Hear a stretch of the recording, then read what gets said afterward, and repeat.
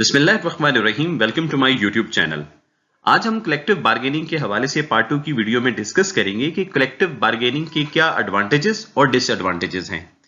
इससे पहले पार्ट 1 की वीडियो में हमने डिस्कस किया था कि कलेक्टिव बार्गेनिंग का क्या मतलब है, इसके क्या ऑब्जेक्टिव्स हैं और इसकी टाइप्स कौन सी हैं।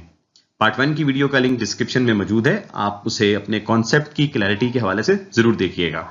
तो आइए अब हम पार्ट 2 की वीडियो में कलेक्टिव बार्गेनिंग के एडवांटेजेस और डिसएडवांटेजेस को डिस्कस करते हैं। सबसे पहले हम डिस्कस करते हैं एडवांटेजेस ऑफ कलेक्टिव बार्गेनिंग। इसमें सबसे पहला पॉइंट है it gives workers a larger voice. देखिए, कलेक्टिव बार्गेनिंग में एक तरफ लेबर यूनियन होती है और दूसरी तरफ ऑर्गेनाइजेशन मैनेजमेंट। तो लिहाजा यूनियन में जितने ज्यादा मेंबर्स होंगे उतनी यूनियन पावरफुल होगी, ज्यादा प्रेशर बिल्ड होगा मैनेजमेंट के ऊपर ताकि यूनियन अपनी बात मनवा सके। क्योंकि जब कोई इंडिविजुअल लेबर मैनेजमेंट से अपने राइट्स या फाइनेंशियल मैटर्स के हवाले से बात करता है तो उस इंडिविजुअल को ज्यादा एंटरटेन नहीं किया जाता या उसकी बात ही नहीं सुनी जाती, बल्कि उसको तो टेक इट या लीव इट की ऑप्शन जो है वो दी जाती हैं। लेकिन जब वही इंडिविजुअल यूनियन का हिस्सा बन जाता है तो फिर वो ट्रेड यूनियन उस इंडिविजुअल या ग्रुप ऑफ इंडिविजुअल के बिहाफ पर मैनेजमेंट से निगोशिएट करती है और फाइनेंशियल गेन्स हासिल करती है। नेक्स्ट एडवांटेज है it improves workers quality of life.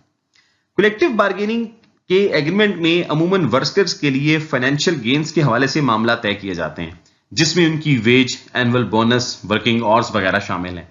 लेकिन इनके अलावा और भी बहुत सारे फैक्टर्स होते हैं जो डायरेक्टली किसी भी किस्म के फाइनेंशियल गेन से तो लिंक नहीं होते, लेकिन उन फैक्टर्स के बेहतर होने से वर्कर्स की जो क्वालिटी ऑफ लाइफ है वो बेहतर हो जाती है, जैसे हेल्थ एंड सेफ्टी के मामला, कंपनी की पॉलिसीज, वर्किंग कंडीशंस वगैरह। नेक्स्ट एडवांटेज है it provides security and stability of job to workers. देखिए, कलेक्टिव बार्गेनिंग का एक बड़ा फायदा यह भी है कि थ्रू कलेक्टिव बार्गेनिंग वर्कर्स को जॉब सिक्योरिटी और स्टेबिलिटी मिल जाती है। उसकी वजह यह है कि वर्कर्स जब किसी ट्रेड यूनियन को ज्वाइन कर लेते हैं तो फिर मैनेजमेंट के लिए किसी वर्कर को नौकरी से निकालना इतना आसान नहीं होता जितना किसी नॉन यूनियन वर्कर को निकालना आसान है। और अगर मैनेजमेंट किसी वर्कर को गैर कानूनी तरीके से नौकरी से निकालती है तो फिर यूनियन अपनी मेजॉरिटी की वजह से मैनेजमेंट पर प्रेशर डालकर थ्रू कलेक्टिव बार्गेनिंग मैनेजमेंट को डिसीजन वापस लेने पर मजबूर करती है और इंडिविजुअल की जॉब को रिस्टोर करवाती है। नेक्स्ट एडवांटेज है it prevents employees from going on strikes.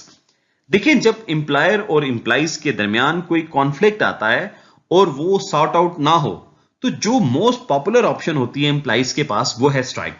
लेकिन इसका नुकसान ये होता है कि ऑर्गेनाइजेशन के ऑपरेशंस रुक जाते हैं, जिससे ऑर्गेनाइजेशन को बड़ा लॉस होता है और अल्टीमेटली कंज्यूमर सफर करता है।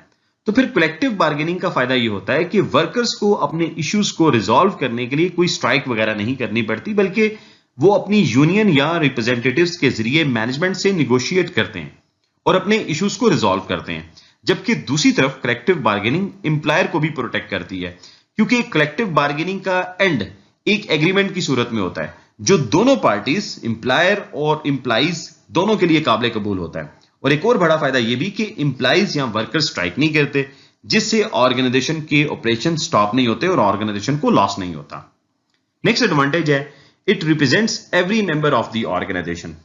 देखिए, basically collective bargaining trade union और ऑर्गेनाइजेशन मैनेजमेंट के दरमियान एम्प्लॉयमेंट के हवाले से निगोशिएशन का नाम है और after reaching to an agreement इसकी इंप्लीमेंटेशन तमाम एम्प्लॉइज पर होती है, रिगार्डलेस के किसी ने ट्रेड यूनियन को ज्वाइन किया है और किसने ज्वाइन नहीं किया, बल्कि मैनेजमेंट और ट्रेड यूनियन के एग्रीमेंट का बेनिफिट तमाम एम्प्लॉइज को मिलता है, कोई भी एक्सेप्शनल केस नहीं होता। नेक्स्ट एडवांटेज है it encourages cooperation from all parties. देखिए, जब ट्रेड यूनियन और ऑर्गेनाइजेशन मैनेजमेंट आपस में through collective bargaining process negotiate करती हैं तो दोनों पार्टीज एक दूसरे के सामने अपनी अपनी डिमांड्स रखती हैं। अब अमूमन ऐसा नहीं होता कि हर पार्टी को उसकी डिमांड्स के मुताबिक सब कुछ मिले, तो किसी नतीजे पर पहुंचने के लिए दोनों पार्टीज आपस में एक दूसरे के साथ कोऑपरेट करते हुए अपनी अपनी डिमांड्स पर कंप्रोमाइज करती हैं। यानी कि in order to gain something you have to lose something के प्रिंसिपल को फॉलो किया जाता है, जिससे दोनों पार्टीज के दरमियान जो कॉपरेशन का लेवल है वो बढ़ जाता है। Now let's talk about disadvantages of collective bargaining. इसमें सबसे पहले है it is a lengthy process which takes a long period of time.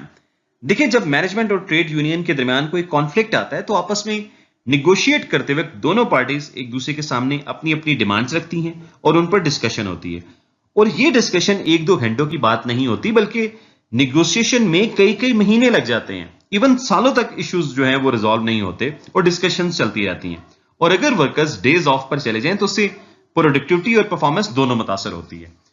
Next disadvantage है miss use of power by union leaders.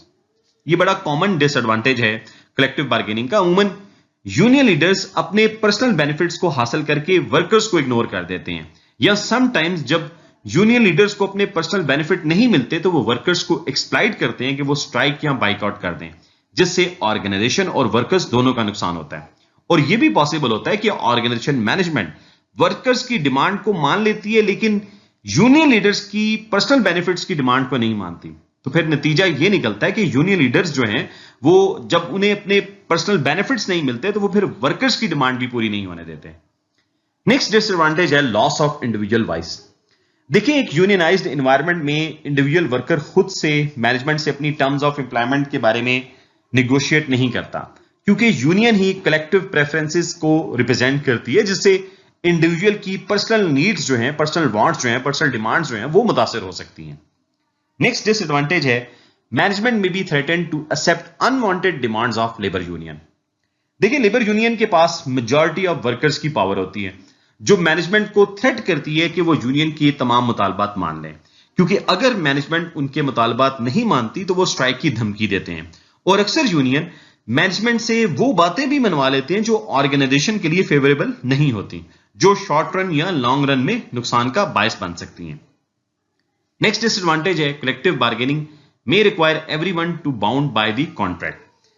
देखिए, कलेक्टिव बार्गेनिंग का एक नुकसान यह भी है कि अगर किसी वर्कर ने यूनियन को ज्वाइन नहीं भी किया तो उसे भी कलेक्टिव बार्गेनिंग एग्रीमेंट की शराइत को मानना पड़ता है, चाहे वो उन कंडीशन से कोई भी बेनिफिट हासिल नहीं कर रहा। तो लिहाजा ऐसे वर्कर्स को अपने काम को करने में मुश्किलात का सामना करना पड़ सकता है। मैं उम्मीद करता हूं कि आज आपने कलेक्टिव बार्गेनिंग के एडवांटेजेस और डिसएडवांटेजेस को अच्छे से समझ लिया होगा। हमारी वीडियो अच्छी लगी हो तो प्लीज जरूर लाइक कीजिएगा, शेयर कीजिएगा। अपना बहुत ज्यादा ख्याल रखें। Stay blessed.